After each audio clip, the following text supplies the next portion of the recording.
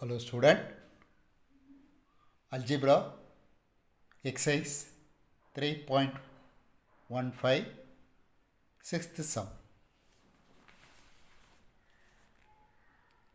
A two-wheeler parking zone near bus stand charge as below. Time X அது என்ன கொடுத்துருக்காங்கன்னா 4, 8, 12, 24 hours. Then the amount 4 hours charges 60 rupees, 8 hours 120, 12 hours 180, 24 hours 360. Check if the amount is charged or in direct variation or indirect variation to the parking time. So first check பண்ணணும் direct variations or indirect variations. Then from the data to find the amount to paid parking time for 6 hours. 6 hours.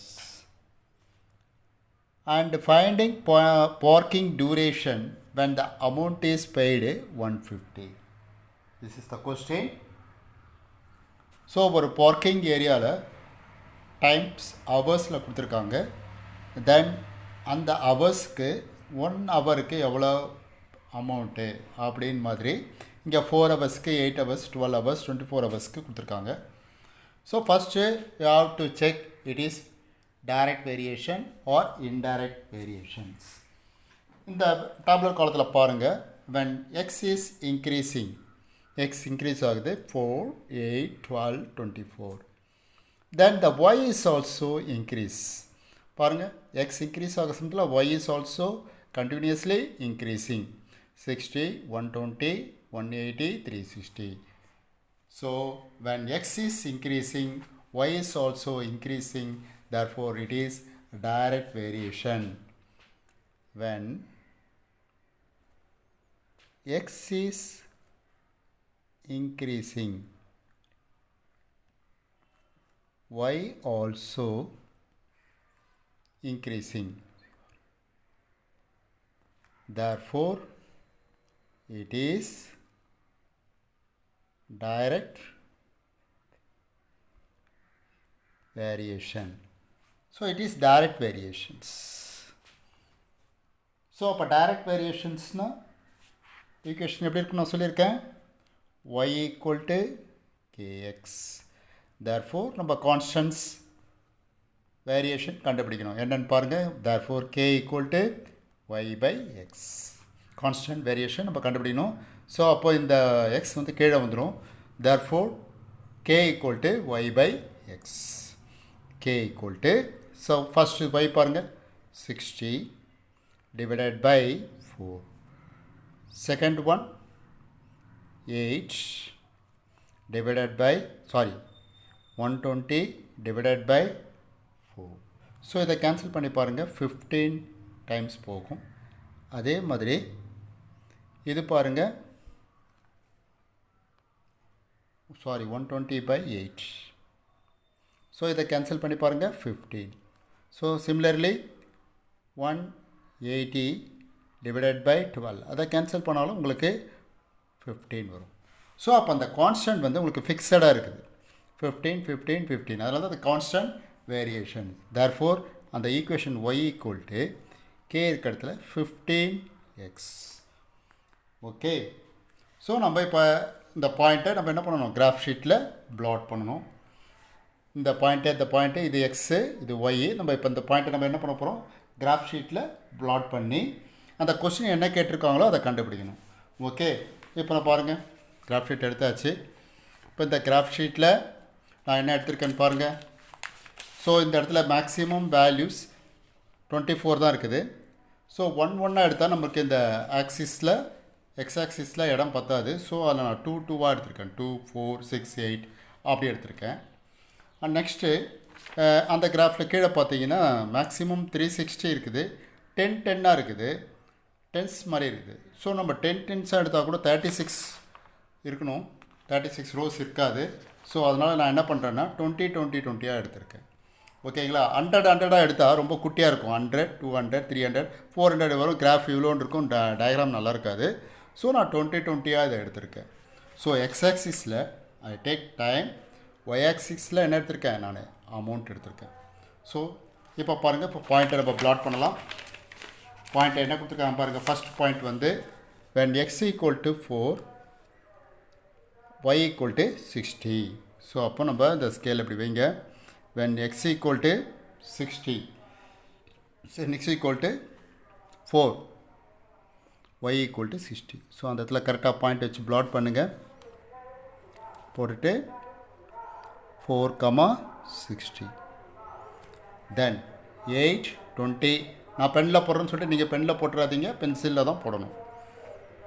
8க்கு 120. So இங்கே பாருங்கள் 8 இருக்குதா, அந்த இடத்துல கரெக்டாக scale எப்படி வைங்க 120.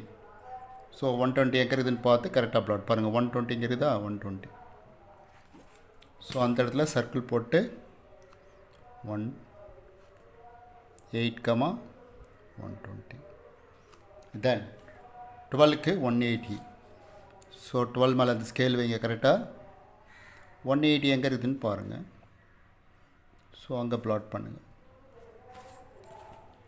12க்கு 180. தென் ஃபைனலாக 24க்கு 360. ஸோ 24க்கு இங்கே கடைசியாக இருக்குது பாருங்கள் இந்த 24. ஸோ 360 எங்கே கரெக்டாக பார்த்து பிளாட் பண்ணணும். ஸோ 24க்கு 360 இதோ இங்கே இருக்குது. ஓகேங்களா, அது பாருங்கள் 360ங்கிறது அங்கேருந்து கரெக்டாக பிளாட் பண்ணுங்க. 24க்கு 360. now you join the points. So கரெக்டாக எல்லாத்தையும் இந்த பார்த்தீங்கன்னா நான் ஏற்கனவே சொல்லியிருக்கேன், டைரக்ட் வேரியேஷன்னா ஸ்ட்ரெயிட் லைன் தான் வரும். ஓகேவா, பாருங்கள் ஸ்ட்ரெயிட் லைன். ஸோ ஸ்ட்ரெயிட்டாக ஒரு லைன் போடுங்க, இதில் ஜாயின் பண்ணுங்கள். இது ஸ்ட்ரெயிட் லைன். ஓகே, இப்போ நம்ம லைன் ட்ரா பண்ணியாச்சு. நெக்ஸ்ட் நம்ம என்ன கண்டுபிடிக்கணும், இதில் கொஷின்ஸ் பாருங்கள். இந்த கொஷினில் என்ன கேட்குறாங்கன்னா, first question, find the amount to be paid when parking time is 6 hours. So 6 hours இருக்க சமயத்தில் what is the amount to pay. So 6 எங்கே இருக்குதுன்னு பாருங்கள். ஸோ 6னா ஹவர்ஸ். அப்போ நம்ம இந்த இடத்துல 6 hours இருக்கிறதுல கரெக்டாக லைன் ட்ரா பண்ணுங்கள். இந்த லைன் ட்ரா பண்ண சொல்லி நான் ஏற்கனவே சொல்லியிருக்கேன், இதுக்கு மேலே போகக்கூடாதுன்னு சொல்லியிருக்கேன். ஸோ கரெக்டாக இந்த இடத்துல இந்த லைனுக்கு கரெக்டாக இங்கே ட்ரா பண்ணுங்கள். ஸோ அது எங்கே மீட் ஆகுது, இந்த இடத்துல மீட் ஆகுதா. ஸோ அந்த இடத்துல ஸ்கேலை வச்சு இந்த இடத்துல போட்டு பாருங்கள். ஓகே, ஸோ பார்த்தீங்கன்னா இந்த இடத்துல மீட் ஆகுது. ஓகே, அப்போது 100க்கும் 80க்கும் நடுவில் இருக்குது. ஸோ அப்போ 100க்கும் 80க்கும் நடுவில்னா என்ன வேல்யூஸ், அது 20. அப்போ 6 ஹவர்ஸ்க்கு 90 rupees பே பண்ணணும். நெக்ஸ்ட்டு அதுவே என்ன கேட்குறாங்கன்னா 150 rupees பே பண்ணால் வாட் இஸ் த டைம். இப்போ 150 rupees பே பண்ணுறாங்க. அப்போ 150 எங்கே இருக்குதுன்னு பாருங்கள். 120, 140, 150னா 160 லைஸ் பிட்வீன் 160 அண்டு 140 இன் பிட்வீனில் இருக்கும். ஸோ அது கரெக்டாக அந்த சென்டரில் வச்சுட்டு லைன் ட்ரா பண்ணுங்கள்.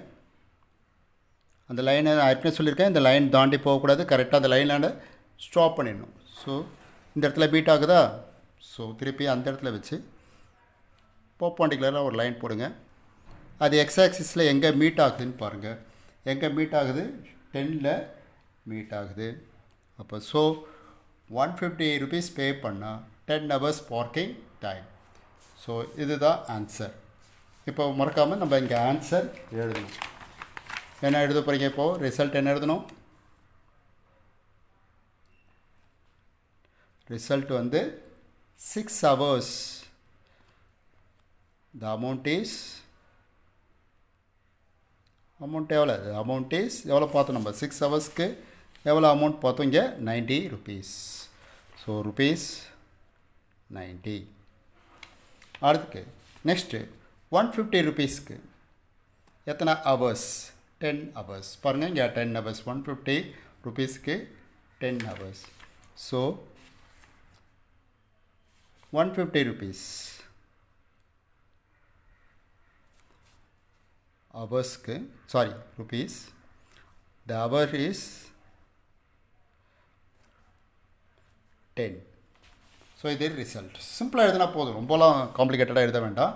6 ஹவர்ஸ்க்கு அமௌண்ட் 90s, 150 ருபீஸ்க்கு ஹவர்ஸ் வந்து 10. சிம்பிளாக எழுதுனா போதும். ஓகே, மறக்காமல் இங்கே இது முடிச்ச பிறகு ஸ்கேல் எழுதணும். In X axis 1 centimetre equal to 2 hours. பாருங்கள், இந்த ஸ்கேலில் எழுதியிருக்கேன். இதுதான் 1 சென்டிமீட்டர்ஸ். இங்கே ஸ்டார்டிங் என்ன நம்பர் இருக்குதோ அதுதான் யூனிட். நீங்கள் ரொம்ப கன்ஃபியூஸ் பண்ணிக்க வேண்டாம். இந்த ஸ்டார்டிங்கில் என்ன இருக்குதோ அதுதான் இங்கே வரும். So in X axis 1 centimetre equal to 2 hours. அதே மாதிரி பார்த்தீங்கன்னா இன் ஒய் ஆக்சிஸ் பார்த்தீங்கன்னா இங்கே ஸ்டார்டிங் என்ன போடுறோமோ அதுதான் ஞாபகம் வச்சுங்க. In Y axis 1 centimetre equal to ₹20. இது ஸ்கேல். மறக்காமல் ஸ்கேல் எழுதணும். ஸோ இதுதான் டயக்ராம்ஸ். ஸோ இது மறக்காமல் இதை கரெக்டாக இது எழுத சமயத்தில் இங்கே டைப்ஸ் கரெக்டாக எழுதணும். இந்த இடத்துல அமௌண்ட் எழுதணும். நீங்கள் இப்போ சில பேர் மறந்துடுறீங்க. இந்த இடத்துல டைம், எக்ஸ் ஆக்சிஸ்னால் இங்கே டைம் போடணும். இந்த இடத்துல அமௌண்ட் இங்கே கொஸ்டின்லேயே கொடுத்துருப்பாங்க உங்களுக்கு. எக்ஸ் வந்து டைம், ஒய் வந்து அமௌண்ட். ஸோ அது மறக்காமல் இந்த இடத்துல எழுதணும். சப்போஸ் வெறும் எக்ஸ் அண்ட் ஒய் மட்டும் கொடுத்தாங்கன்னா நோ ப்ராப்ளம்ஸ். சப்போஸ் இந்த இடத்துல இங்கே மாதிரி டைம், ஹவர்ஸ், அமௌண்ட் கொடுத்துருந்தாங்கன்னா அதை வந்து எந்த எக்ஸ் ஆக்சிஸ்க்கு என்னவோ ஒய் ஆக்சிஸ்க்கு என்னவோ அது கண்டிப்பாக எழுதணும். ஓகே, இந்த வீடியோ உங்களுக்கு பிடிச்சிருந்தா லைக் பண்ணுங்கள், ஷேர் பண்ணுங்கள், மறக்காமல் சப்ஸ்கிரைப் பண்ணுங்கள். தேங்க்யூ.